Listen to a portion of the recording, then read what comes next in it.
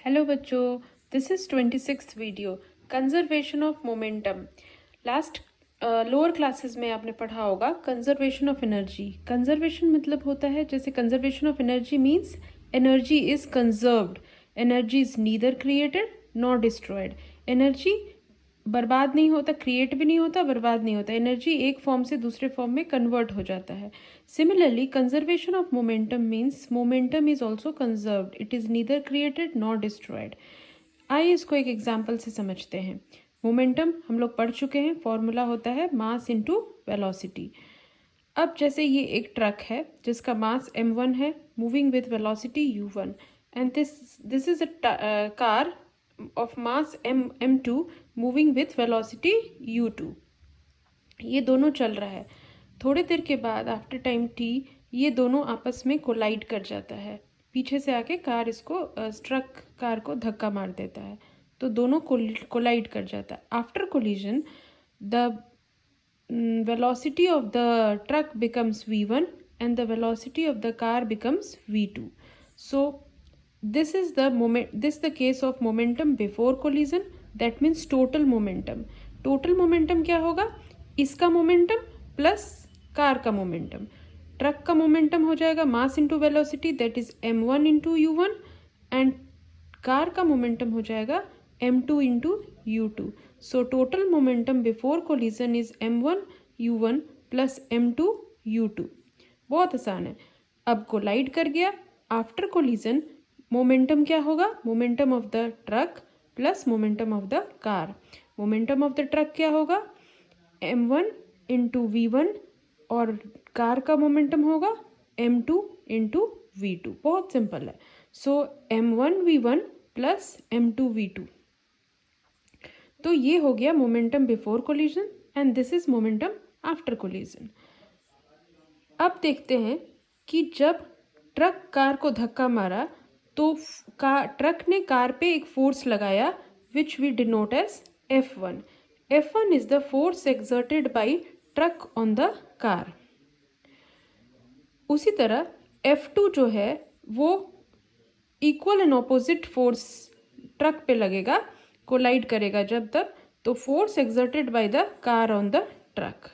F1 force है, truck ने car पे लगाया, और सिमिलरली कार ने ट्रक पे F2 फोर्स लगाया। इतना समझ में आ गया? So this F1 force we can say it is action and F2 is reaction. तो हमेशा हम जानते हैं न्यूटन्स थर्ड लॉ के अकॉर्डिंग कि एक्शन और रिएक्शन आपस में इक्वल होते हैं और ऑपोजिट होते हैं। There is always a reaction for any action. So अब F1 is the force exerted by the truck on the car. यहाँ पे कोलाइड के केस में देखते हैं, F1 is the force exerted by the truck on the car. So car में जो acceleration produce हुआ वो A2 प्रोड्यूस हुआ। A2 क्यों? क्योंकि हम इसको कंसिडर कर रहे हैं 1 और इसको 2। सो कार का एक्सेलरेशन हो गया A2। A2 acceleration is rate of change of velocity. तो कार में क्या वेलोसिटी का चेंज आया? इनिशियली कार U2 से मूव कर रहा था और फाइनल वेलोसिटी कार का V2 था, तो V2 minus U2 by T, ये हो गया एक्सेलरेशन ऑफ द कार। तो फोर्स F1 जो force applied by truck on the car था वो हो गया m2 into mass of the car into v2 minus u2 by t।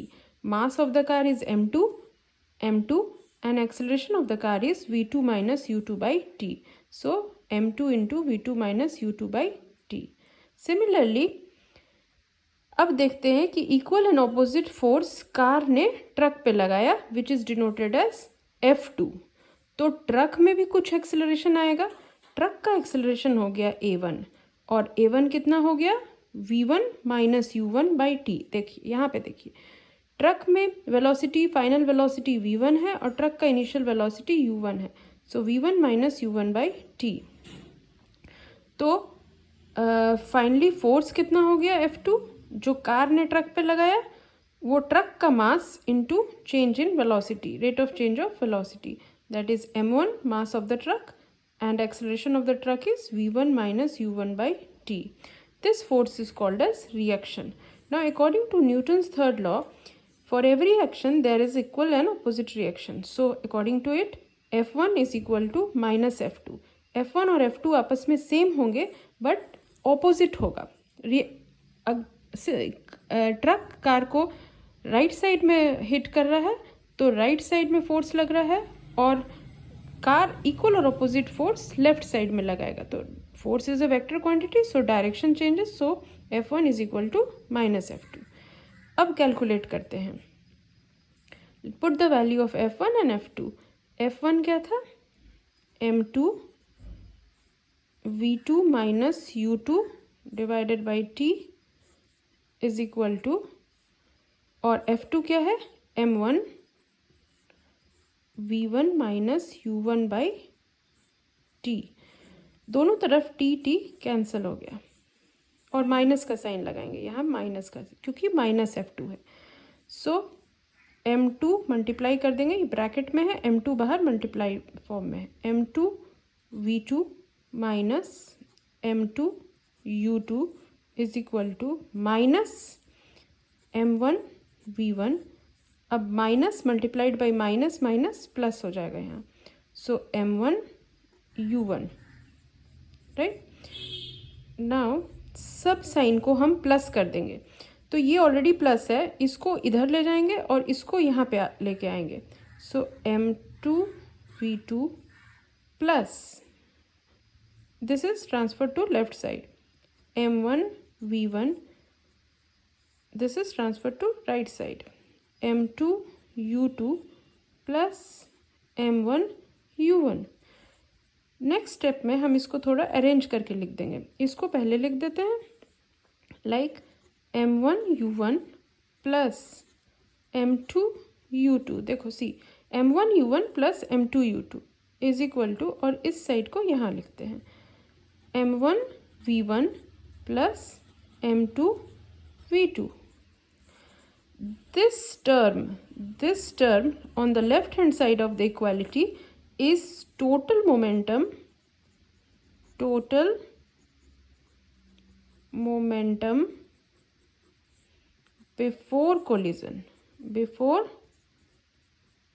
collision, and this term on the right hand side is total momentum